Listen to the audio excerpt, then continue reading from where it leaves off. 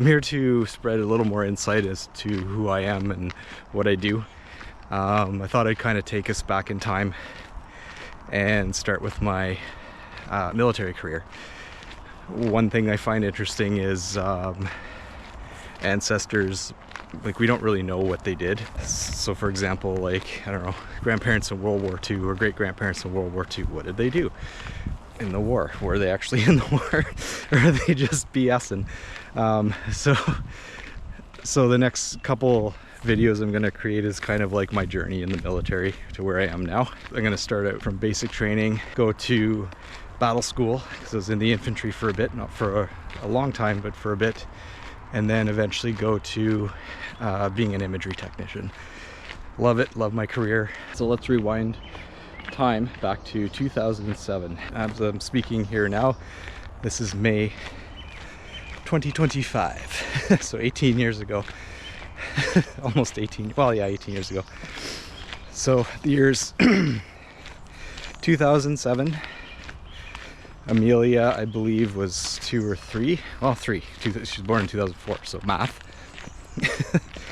Not my strong suit, that's why I joined the infantry. You just count rounds, you don't, that's it, that's your math.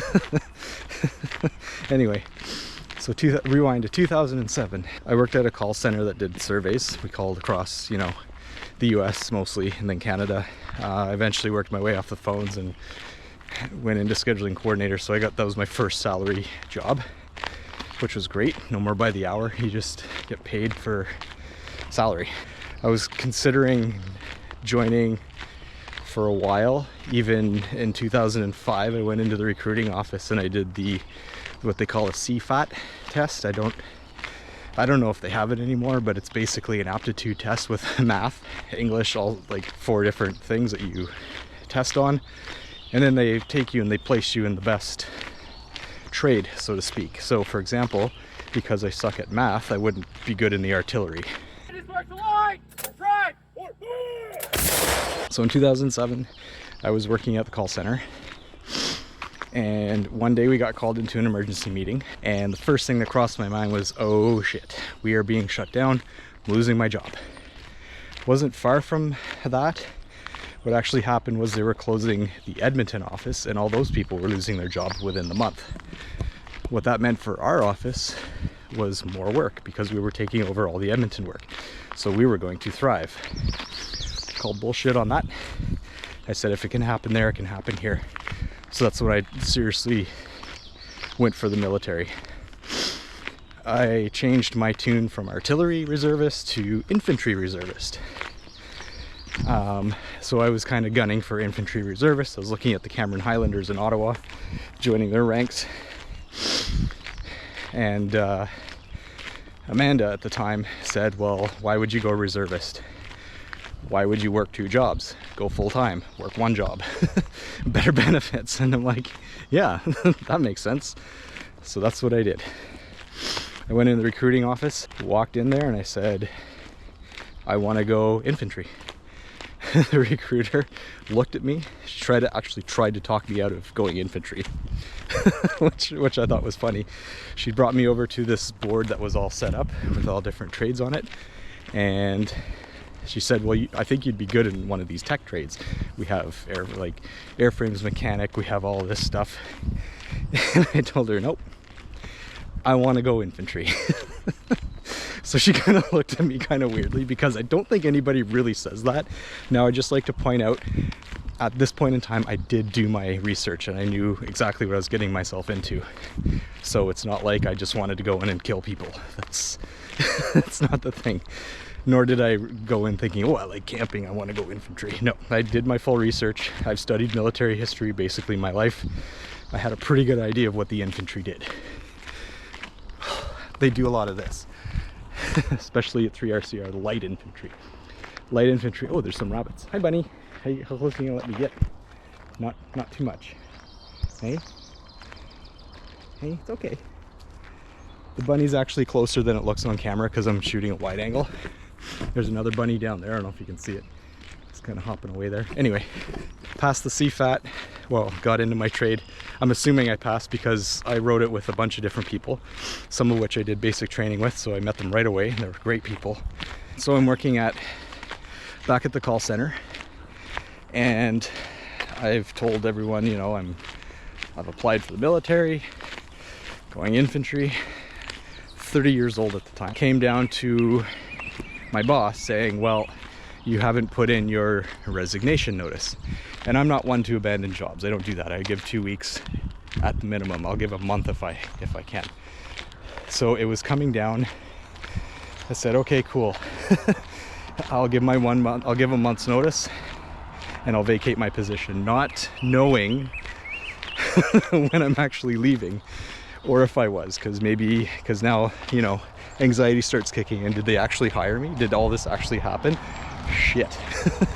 Did I make a right decision? Did I just screw myself out of a nice salary paying job? Long answer, no. However, I did give my resignation without actually being hired, like the official hiring. So I waited and I waited, and then I called because now we're getting down to when I have to vacate my position because they've actually hired the next person for it. So I called them and asked them what the deal was. Like, am I in? What's going on? Person I spoke to on the phone, she told me her rank, leading seaman, and then her last name. And I was completely confused. Leading seaman? I'd never heard of that before. I didn't know what was going on. I just kind of went with it, but in my head I was like, what? Leading seaman? Okay, just for context, it's a Navy rank. They've since changed them from seaman to sailor. You know, the Navy is a weird place. Anyone who's watching this in Navy, I don't know how you do it.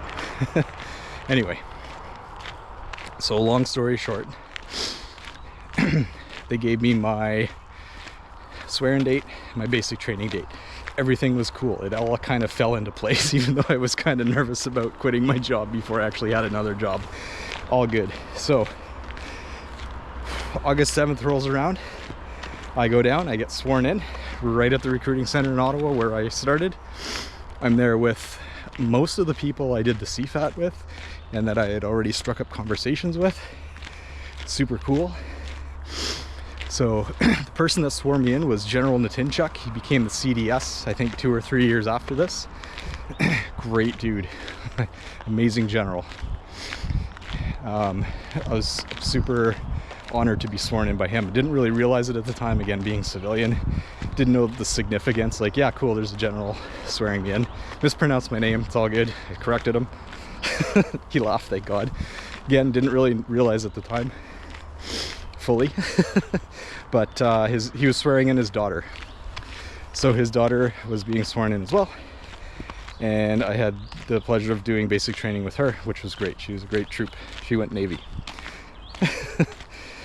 So we got sworn in. My basic training date then started 2 weeks later. So I went to basic training at Saint-Jean-sur-Richelieu at the Mega, mid to end August 2007. And let me tell you, that was a culture shock. Of course. So in the Mega, showed up my dad and my Uncle Mark dropped me off at those green doors, which I was very aware of because, again, I did my research about where I was going, watched some YouTube videos, knew all about the green doors. There they were. So I said my goodbyes and I walked through those damn green doors, and let me tell you, as soon as I walked through those doors, let me back up for a sec. So before I walked through those green doors, I expected to be pounced on and just fucking knife-handed and screamed at, just like, holy shit, troop, what are you doing, blah blah blah, get in here, and just like torqued.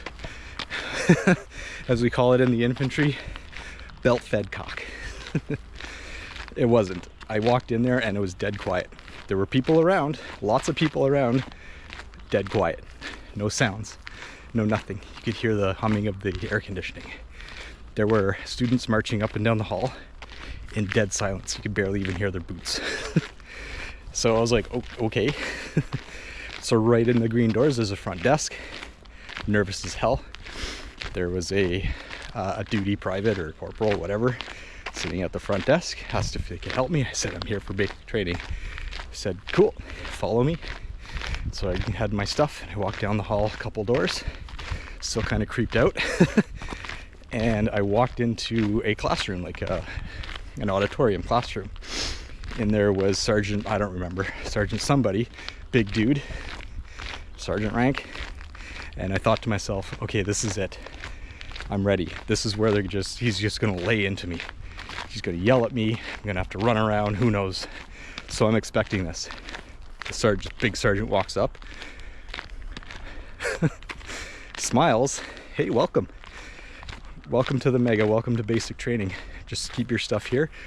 Once more people arrive, we'll bring you up to your rooms. And I was confused. I was actually shaking more now. Now I'm even more nervous because I was expecting to get torqued. Nope, totally cool, totally chill. After I finally calmed my nerves, I was like, okay, this is different. This is not what I expected. So more people showed up. And yeah, they showed us to our rooms. It was, you know, I think it was just after lunch. So we had a few hours to burn. We weren't even meeting till 7 p.m. that night. So one of the people that showed up were two people that I got sworn in with and did the CFAT with. So we chit-chatted, we hung out in the rooms, and we just kind of waited for 7 p.m. As we did, more people arrived, introduced themselves, slowly getting a platoon together. As 7 o'clock rolled around, we went downstairs.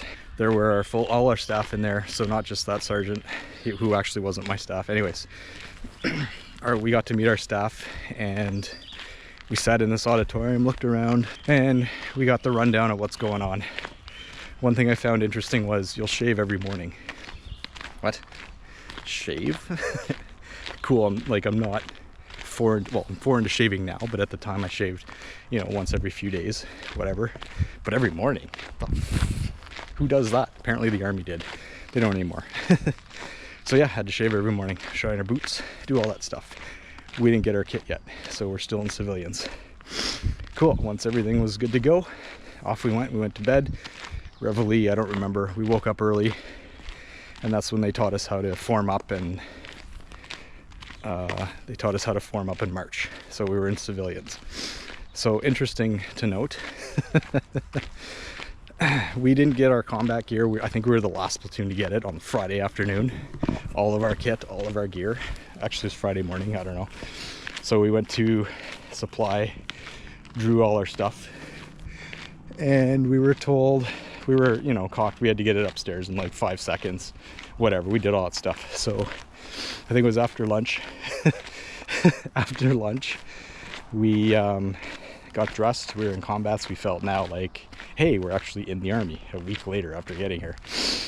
Yeah, that was kind of a double-edged sword. So all week I was expecting, again, the whole knife handing, the yelling. There was none of that. There was a little, you know, a little bit of marching, yelling and stuff, but no rah, rah, until we put on our uniforms. Yep. So we put on our uniforms. I think we were given like 10 minutes to get changed. And we went downstairs, and they marched us to the drill hall because we were practicing drill. And as soon as we hollow squared, we got started knife handing. And it was on. We got yeah, that's when we started getting it. So it was kind of cool. It's like, oh, finally what I expected. So yeah, that was my first little bit of experience at basic and how I enrolled at the age of 30, went infantry. Glad I did it.